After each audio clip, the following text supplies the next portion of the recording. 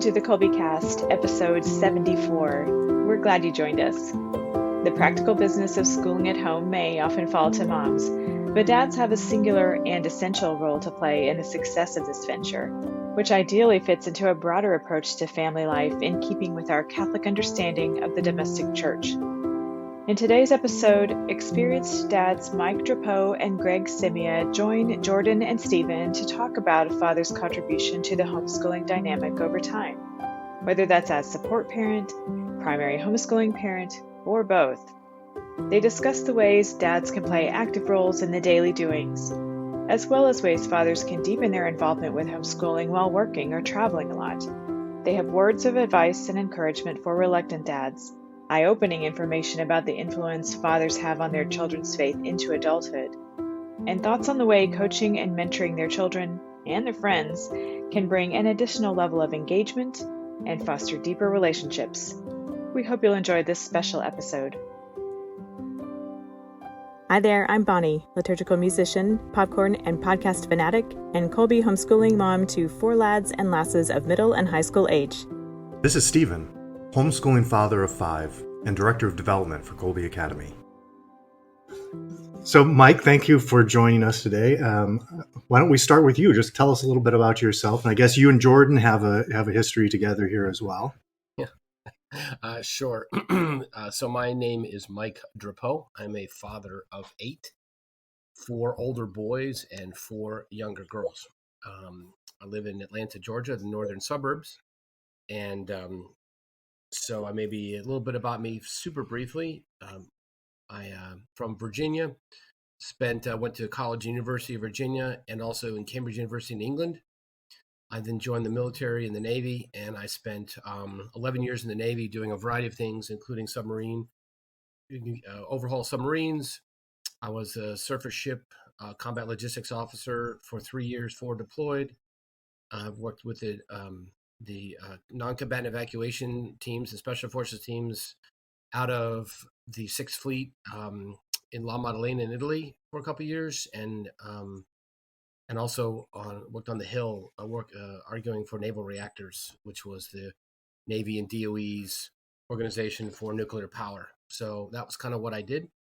I got married and then started a family, and then ended up leaving that, working in various different areas of business, and eventually starting my own company with 2 other gentlemen about 15 years ago. And I just actually, since the podcast I did with Jordan a couple of years ago, I sold that company to private equity about almost 2 years ago, ironically, just before the pandemic. So time means everything. And I'm now sort of semi-retired, if you will, still doing some productive work for a private equity company, but largely spending my time as a grandfather and as doing apostolate and catching up on the reading that I've been deferring for the past 30 years.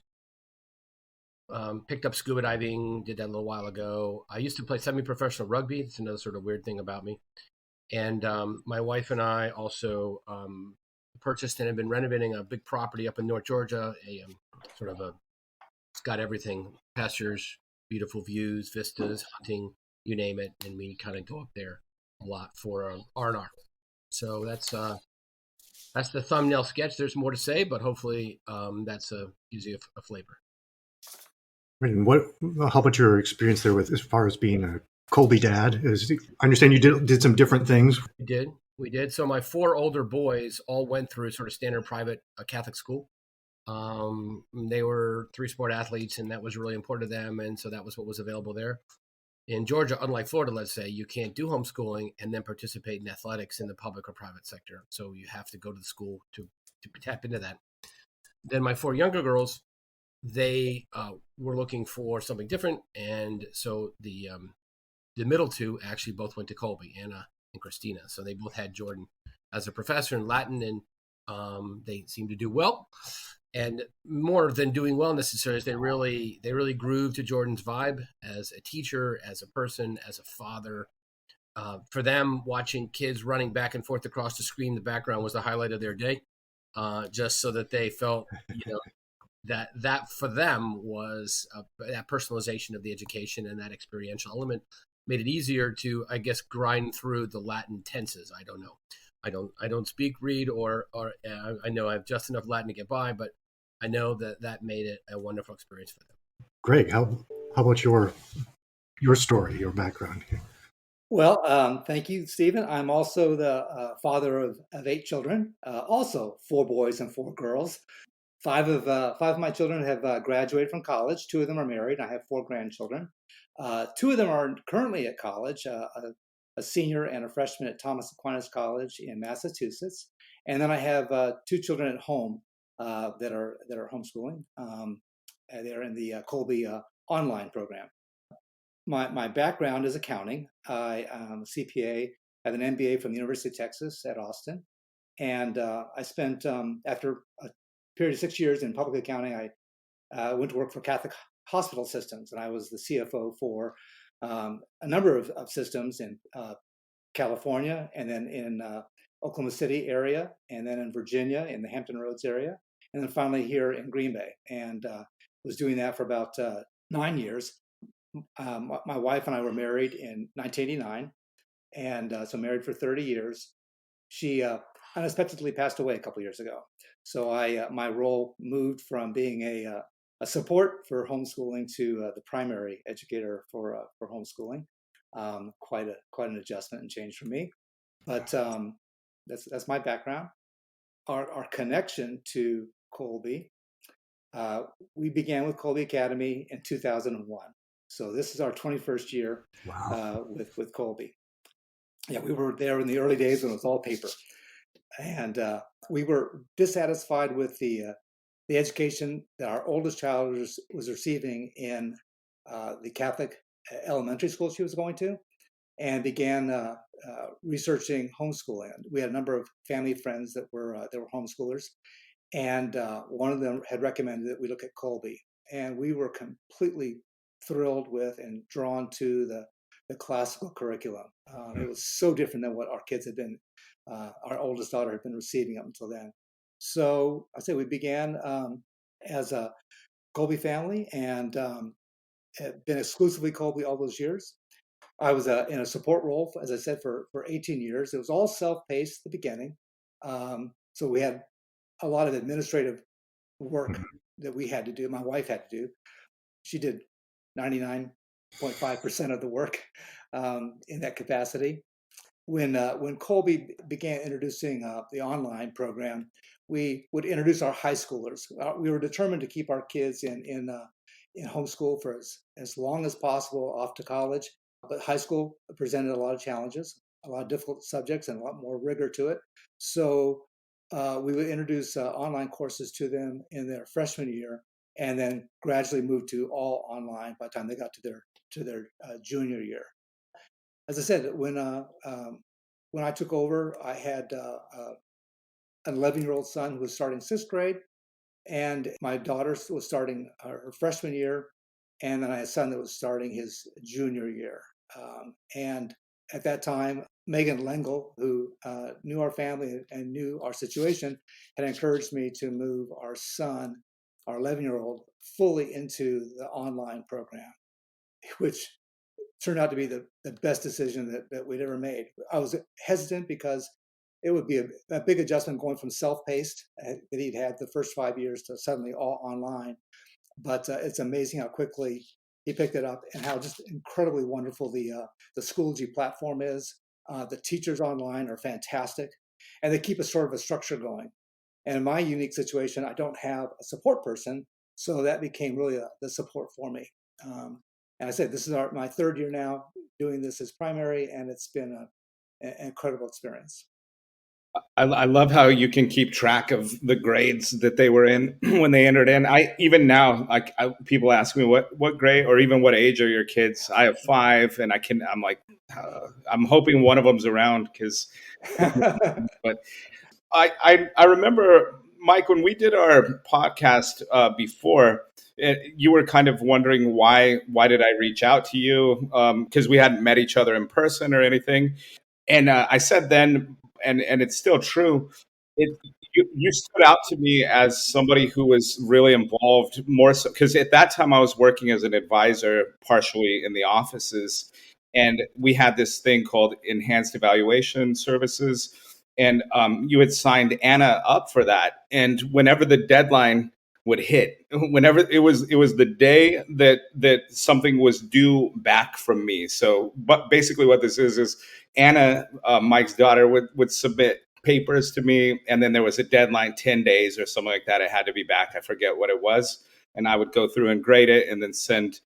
And every time, if I was right at that deadline, I'd get an email from Mike saying, "Hey, we submitted this. Where is it?" And I really liked that. Combined with when I had Anna as a student in my class, she really stood out to me as like just had a really great personality. She was fun, a hard worker, fun with the other students. They all really liked her, and so I was like, I got to talk to this dad. I want to see what he's all about, and that's why I brought you on the show the first time. And I was just wondering how are your kids turning out? I mean, you've given a little bit of an update, but I'd love to hear a little bit more for the audience as well. Well, first of all, I'm almost embarrassed now that you reminded me that I was hounding you for your response, and I have no memory of that at all. So I have to take you for your word that I was that ballistic.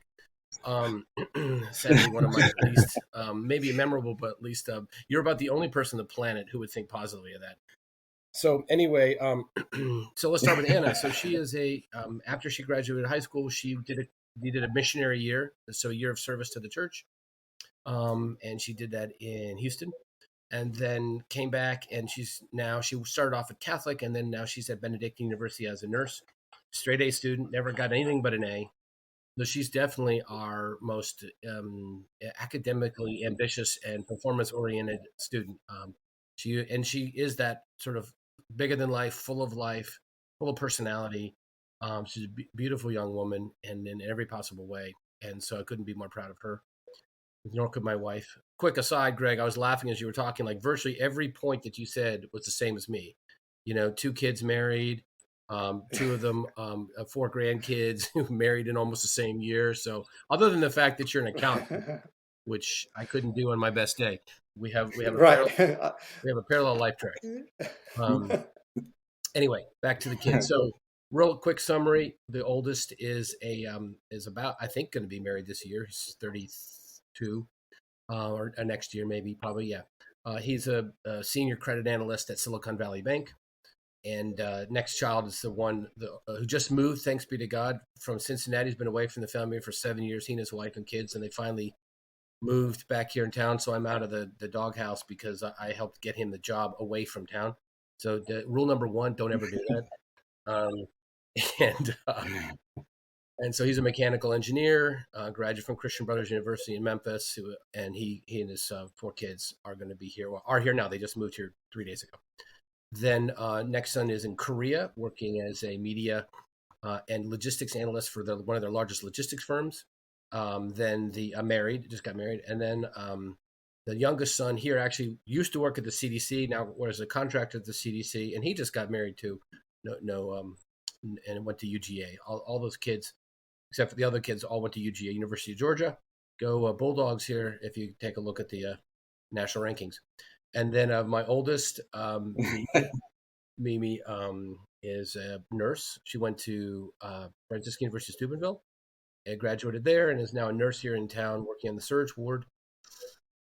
And then Anna, as I just shared with you, is a Benedictine. Then the next youngest, Christina, who Jordan also knows, she's also doing a missionary year. She's doing her missionary in Washington, D.C. So she lives with consecrated women and has other missionaries with her, and they spend the entire year doing apostolic work up and down the Eastern Seaboard, youth work, you name it, evangelism. Christina is one of those people that you can airdrop into a room of 30 people, and she will immediately begin organizing them for action. So this is exactly her cup of tea. That is absolutely true. And then lastly, Amy, who is a 9th grader at a local private Catholic school here, also involved in mission youth work, team leader for young girls, and a great piano player. So that is the sort of rundown of my wife. Sort of the leader of the whole gang is my wife, Mary. So we've been married 33 years, I think. I think that's the number. So she leads, as Greg was saying, she is really the orchestrator. I am the role player, certainly with regard to education, and other things as well. She is the idea machine. So, I mean, any good idea I have was given to me, and I just merely was the mouthpiece. So she is really a progenitor, truly progenitor of all the creative things that we do in the family, and always thinking ahead of the curve. I'm more like the execution machine, as Jordan experienced, but I'm not the person who kind of sees the big picture and puzzles out the sort of the trends and the interconnections. That's her. So. Well, I'll tell you the thing that stood out. The reason, so I didn't take it. Actually, I did not take it as negative at all. Obviously, because I reached out to you and I was like, "Hey, I got to know more about this guy."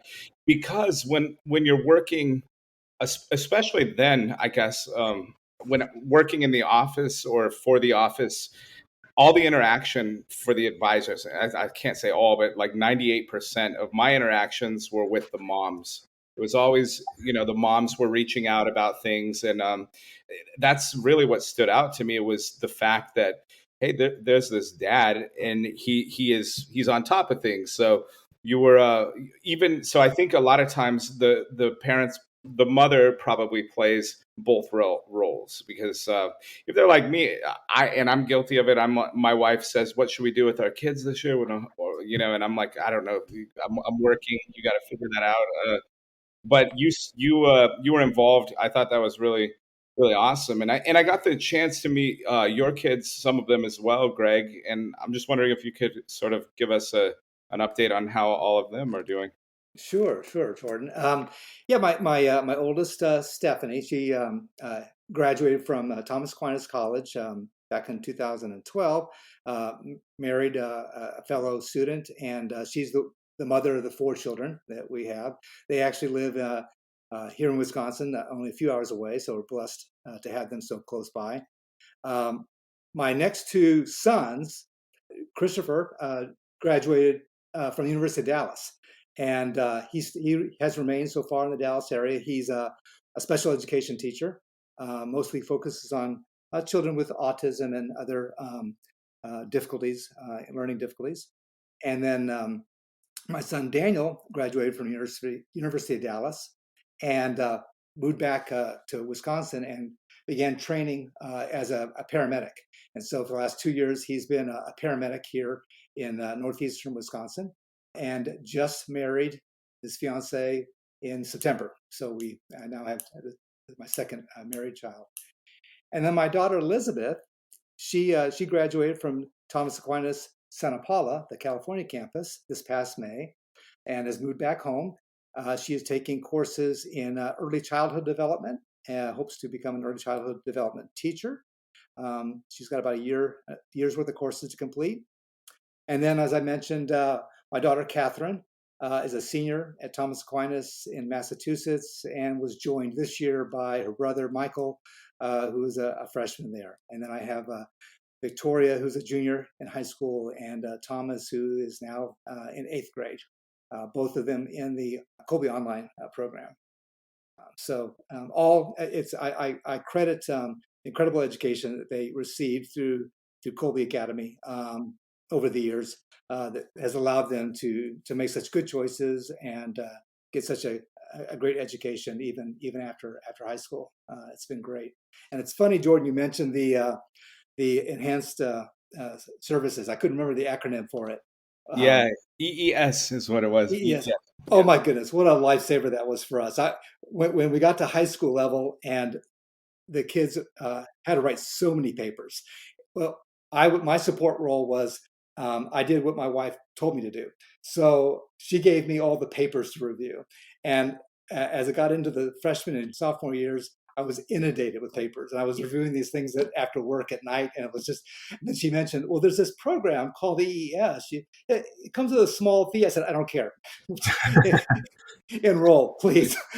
And it turned out to be great. The kids appreciated getting recommendations from somebody else besides dad on how to write their papers. So I saw it as a win-win.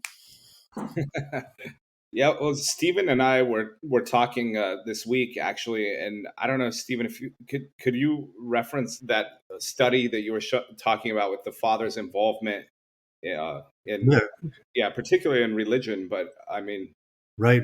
So we were attending a Catholic conference, and there's a group that kind of works on trying to help Catholic schools to, get their families involved and things, try to help out the whole community, not just the students that are there.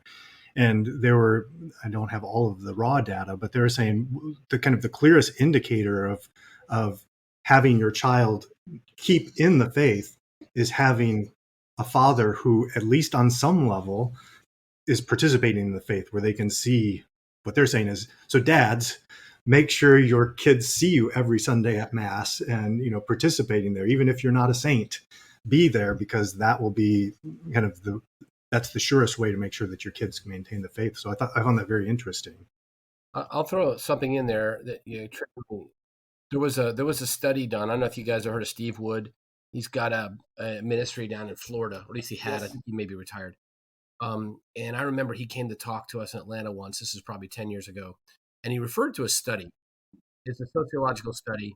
I don't remember the exact details, but what it triggered me was they did a study of the faith transference from fathers and mothers to their children. And they tracked it over some long period of time. And what they found was that when both parents were of the same faith, the transmission of the faith was, high in the 70s somewhere to a child that reached some level of majority. When it was just the mother, it was low. In other words, the father wasn't no faith or opposite another faith, non-predominant faith. It was like 30%. I mean, it was a very low transference of the kids. When it was here's the weird part. When the father was the only one, was sort of the main provider of the religious, but the mother was not, it was a higher than the couple. It was like 80%. It was crazy. And the point Steve Wood was making was that it has to do with the spiritual role, the spiritual leadership role of the father, which when they exercise that role, it is determinative. So anyway, if you ask me for the study, I cannot provide it because this was 10 years ago plus, and I barely remember what I did yesterday. But I remember that lodged firmly in my collective subconscious. Wow. Yeah, just after I graduated from Thomas Aquinas College myself, I was working. I was tutoring some like 7th, 8th, 9th grade boys, and a few of them had fathers who weren't involved. So when I heard this at first, I went back to those experiences because I found it incredibly difficult for these young men who were starting to really reason on their own. They're getting up to that point, and they had to try to put together the fact that they loved their father and they viewed him as a good man. Yet, according to their views, he wasn't doing what he should be doing as a Catholic and as a Catholic father. And so, for the most part, they stuck with, I know my dad's a good man, and so the church must be bad because they're saying he's doing something wrong. And it would tend to go that way. So when I heard that at first, that was kind of the immediate way that my mind went. But that's incredible that 80%, even if the dad is the only, that adds a different layer to that. Well, yeah, when the dad's not doing the job, it's like, But when he's actively doing it, the impetus of his active involvement makes the difference, at least so the study said. So this is my first year with Kolbe. I just joined them as the development director this year, but all along, I have 5 children, the oldest of which is a freshman at TAC on the West Coast this year.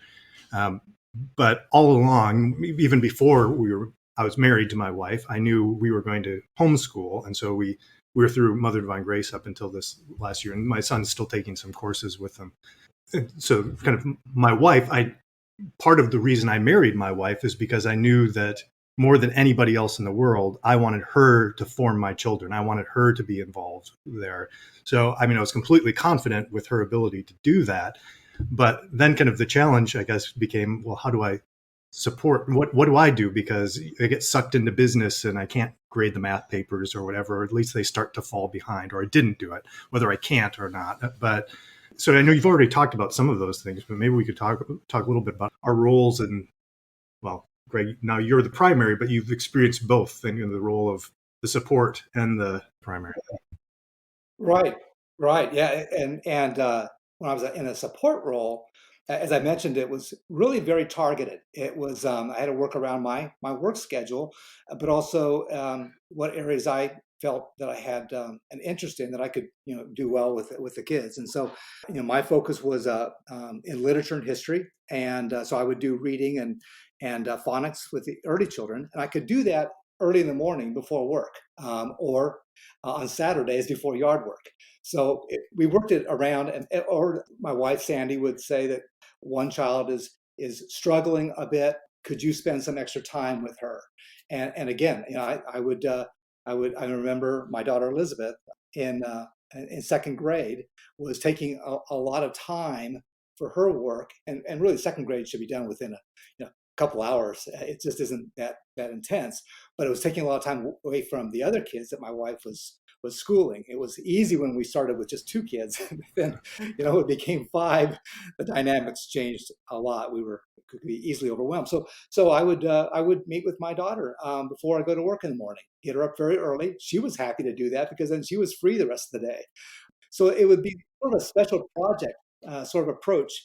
Again, when they got to high school level, I was grading the papers, and when EES became available, we always took advantage of whatever resources Kolbe offered, and they continued every year to develop new things that would help us as parents and take some of the burden off. And so we were always eager to try those things out. Again, when the online program came along, that really helped our challenge for the high school level, because the work is so much more demanding at the high school. It's a big adjustment going from junior high school to high school, and so we took advantage of that. The other thing that I do want to mention is, take advantage of the advisors and the counselors at Kolbe. They have such insights, and they're interacting with so many different families that when you have a certain need, they can offer some terrific advice to you. I use an example of this recently.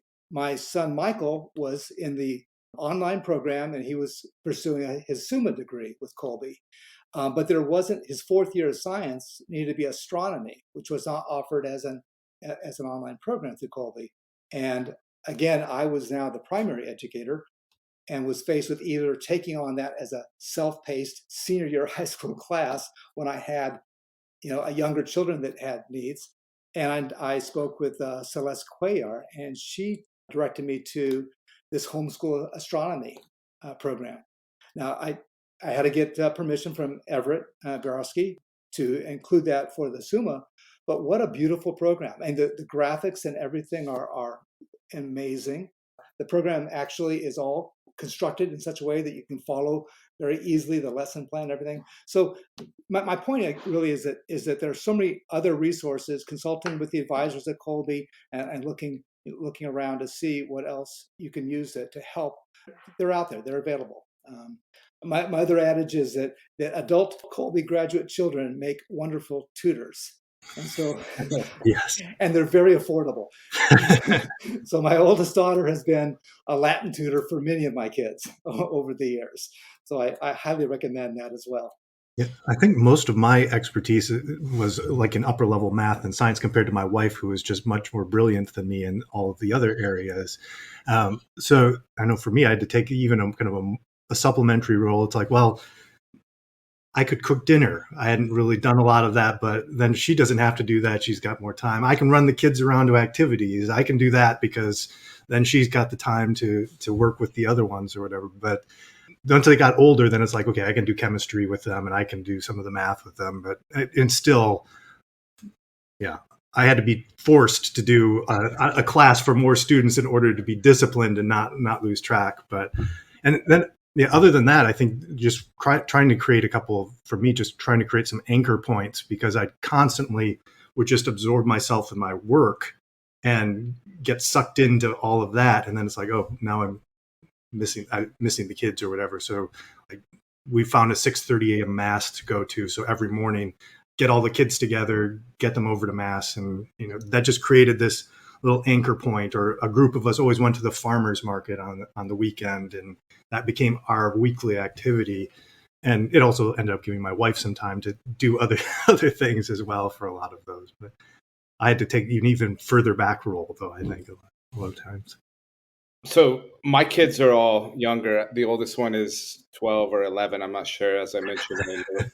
I think she's 12. She just had a birthday. So I've got one boy, and I take him to t-ball and stuff this summer. I enjoy taking him to hockey, but for some reason, taking him to t-ball is torture. I'm standing there thinking, I can't believe my dad did this for four of us boys, came and watched our practices. And so I was talking to my older brother, who's got older kids than me, about it, and saying, is it wrong that I hate taking him to t-ball? I mean, I don't even want him to play. I don't care if he plays. And he was giving me encouragement, saying it gets better. It's worth it when he starts playing in little leagues and all of that. I'm wondering if you guys have any experiences like that, maybe with the older children in your families, where you weren't sure. I guess more as like an encouragement to young dads who may be in the throes of things and don't have the experience to see the outcome, to see it on the other side. Is there anything like that do you have any words of wisdom? I'll throw my hat in that ring for a moment. So um, I don't know that I had your experience, Jordan, of really just despising the sport my kid was in. I can understand, and I certainly had a lot of sports covered. On my boys' side, it was football, baseball, basketball, rugby, and my girls' side, it was soccer, volleyball, horse riding, and so on. And so I did a lot of attendance for sure. The insight I'd give you is that I think that the most impactful thing I did was coach. So I coached my boys in baseball when they were younger, and then once in lacrosse when in middle school, and then in high school I coached. I was a special teams coach in high school, which for a variety of reasons I have some qualifications for related to kicking. But anyway, I learned how to do it, and it was a huge time investment, massive, unbelievable amount of time investment, no doubt about it. But I was plugged into their lives in just about the most formative time of their lives with their peers, their olders, their youngers. I mean, and I was hands in, mouth in, all those things, and was able to, I don't know, let's say be relevant and to also influence, and not just influence them, more importantly, influence their peers. Because as children go, as the friends go, so goes in some cases the destiny of the teenager.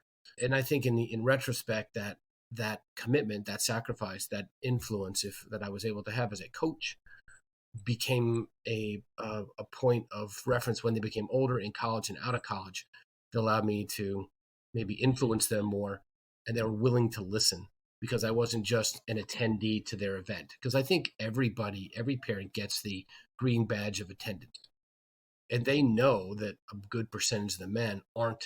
They're totally checked out. They're doing their travel. And I had a job which has a lot of travel in it. I mean, I'm a 1.5 million miler at Delta, so it wasn't like I had lots of time on my hands. But they know, even viscerally, if not specifically, what that means to be that engaged. And on my girls' side, I did coach as well, coached them in soccer for a lot, and really enjoyed that. So my biggest advice would be make the sacrifice of coaching, and you'll reap benefits in the long term. Man, that's so good, and it's also so convicting. And thinking back to my friends' dads who were the coaches, I still reach out to them sometimes. They did that. What you're describing, like they guided me in my teenage years in a way, even though they hadn't been my coach maybe for a few years. I respected them as the coach. I listened to them still, and that's fantastic. What about you, Greg? Do you have any words of wisdom? Yeah, our perspective kind of evolved a little bit. Initially, with our oldest daughter, we had her in every sport. So second grade basketball and softball. And I remember sitting on a softball field in Oklahoma with the wind blowing, and it blew a lot there, and all this dust in my face, and wondering what in the world we're doing here. And we kept introducing her to different sports, thinking that we would find the sport that she was best at, losing really the purpose of this, which was camaraderie with other children and learning to play on a team. And so we moved away from that concept of introducing our kids to every sport to what had to be a balance within our family. So soccer involved a lot of travel, and as our family was growing larger, being away on all the weekends for all the games didn't work for us. So we looked at some other things and introduced our two sons to Taekwondo. I could go there to the practices. Both of them were, they were 8 and 6. Taught them discipline. They could be on the competitive teams. So it gave them all of the fruits that they needed, and I was going to one thing, right? So I could do this after work, and it wasn't this, and then all of a sudden rushing off and doing a tag team with my wife on 3 other things. So we pretty much encourage our kids to pick a sport that they would be interested in and pursue and dedicate ourselves to that. And then, as they got older, got into the high school years, my sons played some basketball. It was easier because I had extra drivers in the house to take them to the games that were out of town. And then when my oldest, my 2 boys went off to the University of Dallas, they both joined the rugby team. So they got what they needed. But we, again, God, family, and education, and then sports. And we just had to put these things in the right ranking in terms of our time and commitment, and recognize that there's a way to do that without compromising the sanity of our family and making it manageable. So I did. I sat and watched my daughter on a swim team in Oklahoma every day, several days a week after work on a hard metal bench. But it was a great satisfaction. I can look back at that and say that was well worth the sacrifice. But I think my takeaway was really kind of focus on a few things, not the many. Is my children, I had some children do Taekwondo, some do tennis as well, but they seem to have kind of grown away from some of the sports. I guess we just moved across country, so maybe that's part of it, and they'll jump back in. But it seems like even for my kids, at least, it's finding that thing that they're interested in and that I can support them. So, just for example, my daughter's really interested in farming and like organic, sustainable farming. Would really like to check that out. So now that we're in rural Arkansas and have 4.5 acres, we've got our turkeys and our chickens, and we just got a couple puppies. So we would spend time, waking up early, getting the dogs out and training them, and, just interacting and kind of finding what it is, like you're saying, what they're interested in, and then supporting them in that, even if it's not all day, every day, which might not work, but for us at least. Yeah, no. Last time when we talked, Mike, you talked about making the most out of even moments that may not seem like it. So you would give your kids challenges, and you would pay them like quarters and things like that. Oh, you remember that? And wow. I remember it. Yeah, I remember that. Could you tell a little bit more about that? I thought that was awesome. Yeah, this goes way back, and I'm sure it was my wife's idea. But we used to get a newspaper, so that shows how far back we're talking about. We would, and it was probably a bucket of nickels rather than a bucket of quarters. But I would have I remember my older 2 boys specifically, maybe even younger ones as well. I would have them read the front page of the newspaper. And I explained to them, hey, the front page is supposed to be news, the back page is supposed to be opinion. I'd say, look, I want you to read it, and you could get a nickel for every time you see the writer presenting their opinion as though it was fact. That was it. It didn't have to be a liberal or conservative opinion, but just and trying to get them to read with some degree of discernment, if you will, and that was how they could collect their nickels. And so they we'll see. We'll see when they get to our ripe old age if it had its impact. But at a minimum, I think that they learned some understanding that there are wolves in sheep's clothing with regard to the intellectual and news sources that one consumes, and that whatever the source is, you should be on the lookout for adjectives infesting their way into reportage where they don't belong.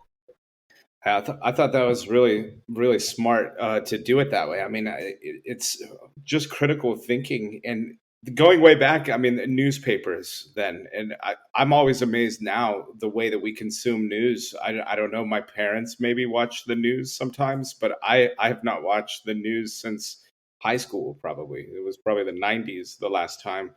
And so to get that kind of training built in, so now when they consume YouTube videos or whatever as their media, they're probably still thinking in those ways, thinking critically, what is an opinion, what is statement of fact. I thought that was great training. And it's funny, I hadn't thought of that. So I'm glad that I came up in this conversation. I want to get that down again. So if I wish we had more time, I'd love to go redo some of the other things that we talked about. But I want to just see if there's any advice. What would you tell to some of the dads out there? I know I asked you to give like some sort of hope or encouragement to them or some sort of advice. But if you were talking, let's say, to one of these dads who reluctantly or necessarily became the primary educator due to what happened with the pandemic or whatever, there were a lot of converts to Kolbe. What would you tell them if you could do that? Maybe we'll start with you, Greg. Sure. A couple things. One is, especially in my situation, I don't have another parent as a support person. So again, recognizing that there are a lot of resources out there, that every one of your children are so different and learn so differently.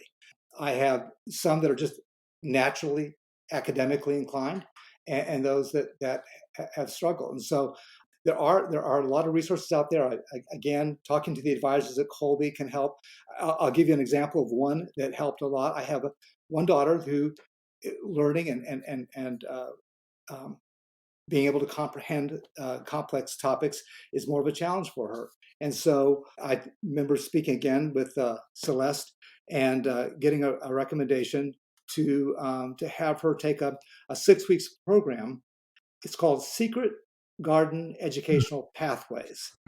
And it was essential for her. They help kids who maybe struggle with reading comprehension, something as severe as dyslexia, something just as mild as just writing a well-organized paper. And that was a resource that was brought to me. And again, my time was limited, how much time I could spend with her. And so that became a tremendous asset to us. The other thing, some of the things are just really basic. My kids all use Quizlet for exam preparation. And I can't tell you, that is so much better than flashcards. And what I've seen the kids doing in my son's junior high school, they share these Quizlets with each other. I mean, they're getting ready for an exam, and one of the children will say, "Hey, I just did this Quizlet in preparation for our history exam," and send it around to the rest of the classmates. That has been heartwarming and really a great aid for our kids. There is a young Kolbe graduate in the neighborhood that lives here who offers tutoring services, and I use her again to help with high school papers with my daughter, and so she comes in a couple of days each week to assist there. So my career, my history is doing things yourself and not reaching out necessarily for help all the time.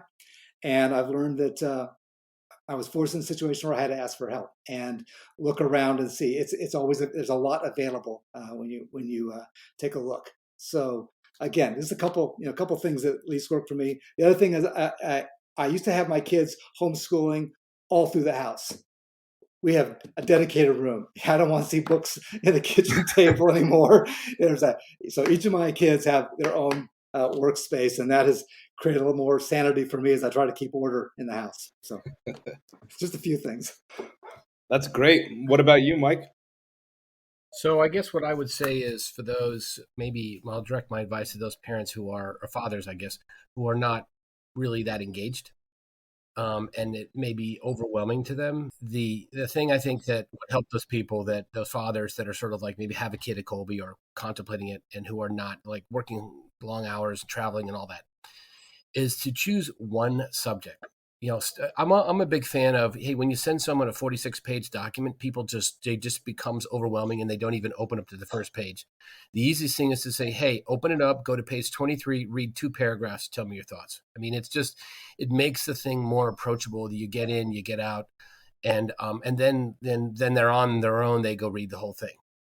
So in that similar way, you if you're a father, and you should just choose one subject: math, science, whatever you either maybe feel good at or that you're skilled at. And that's the only one that you track with your daughter or your son, and teach it if you can. Great if you can, and be like the person they email. If you're a traveler, I mean, for instance, if you're a traveler, maybe math is not so good, but maybe English or literature is. So they email you the paper, and when you come home from your business meeting, you look at it online, you write some questions, you provide some statements, you email it back, you're engaged. And when they get their reports and whatever back, you're like, okay, how'd you do on my subject? Create a little healthy competition between spouses and what have you. But that may be a way for some of the fathers who are on the sidelines to kind of get in the game. Maybe not all the time. Maybe the special teams team, they're on, they're off a couple times a quarter, and feel that they're contributing. That's awesome. I love that special teams team. Steven, did you have anything you wanted to ask these guys while we have the experts around? Oh, we covered like you said, we go any number of ways here, but it seems like we've hit a lot of the main without opening up a brand new hour-long conversation. Yeah, that's true.